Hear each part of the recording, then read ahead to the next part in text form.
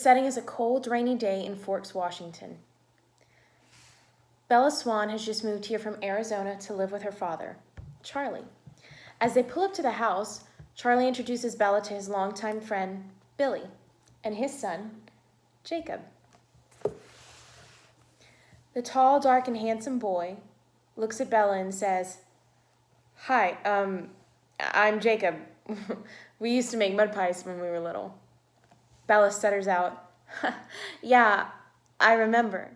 It's Bella's first day at her new high school.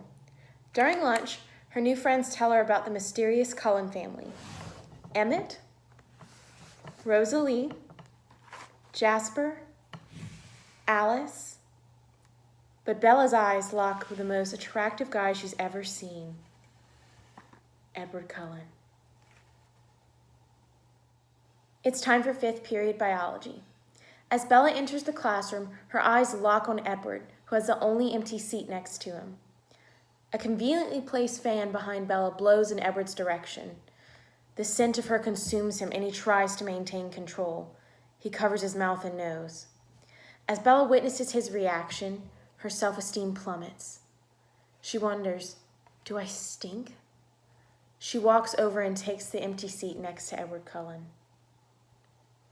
The teacher begins the lesson on planaria. Edward intensely stares at Bella throughout the class. She eventually meets his pained gaze. She wonders to herself, do I smell that bad, or is he just constipated? Edward's gaze never falters from Bella for the remainder of the class. She is visibly uncomfortable. As soon as the bell rings, Edward storms from the classroom. Bella is left alone to her thoughts. She wonders, what's wrong with me? While on a beach trip with friends, Bella and Jacob take a walk. Jacob says, "Okay, did you know Cooliots are supposedly descended from wolves?" Bella scoffs. "What, like wolves? Like real wolves?" Jacob confirms. He says, "Yeah, well, that's the legend of our tribe." He mentions that the Cullens aren't allowed on the reservation. Apparently, there's a long-standing animosity between their family and his tribe over a hunting incident that happened a long time ago. After hearing this, Bella remains lost in thought. It's the end of the school day, and Bella's in the parking lot. She stops to look for her keys. Bella feels someone watching her, so she turns around. From across the parking lot, she locks eyes with the mysterious Edward Cullen. Confused, Bella continues her search for her keys. As a car in the lot is backing out, a large van passing swerves to avoid an accident. After hitting a patch of ice, the driver loses control. The car is now speeding toward Bella. There isn't time for her to escape. Seconds before the car crushes her, Edward shields and stops the car with his bare hand, leaving a massive dent in the side of the van. Frozen in fear, Bella looks at Edward. His golden eyes gaze deeply into hers. Reminding herself to breathe, she releases a hot, stale breath. Edward releases her and leaves the scene of the accident. Bella is swarmed by her peers as she wonders to herself, how did he do that?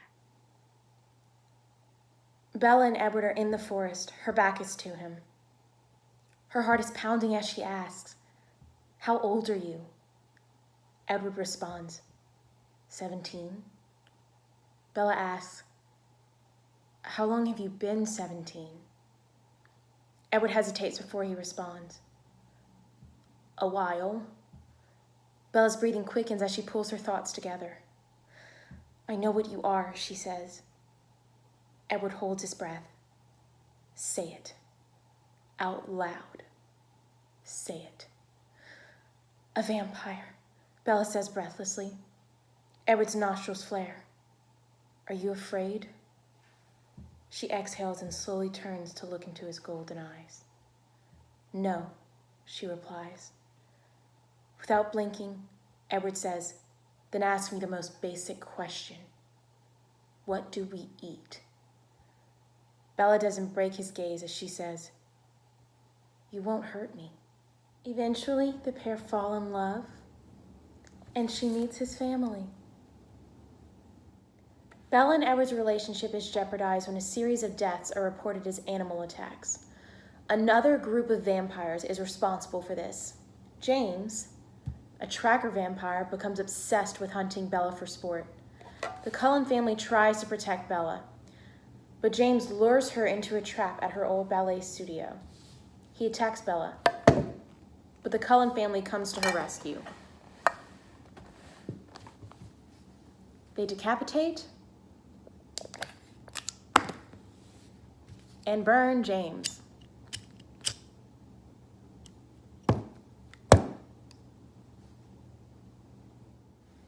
Bella recovers from most of her injuries just in time for prom. It's prom night. The pair walk outside to a beautifully lit gazebo whose decor costs way more than the average public high school's prom budget. Edward, with skin cold to the touch, takes Bella's hand and says, "Shall we?"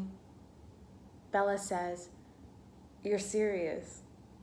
Edward's eyes briefly flicker to her carotid artery as he says, "Oh, why not?" They dance.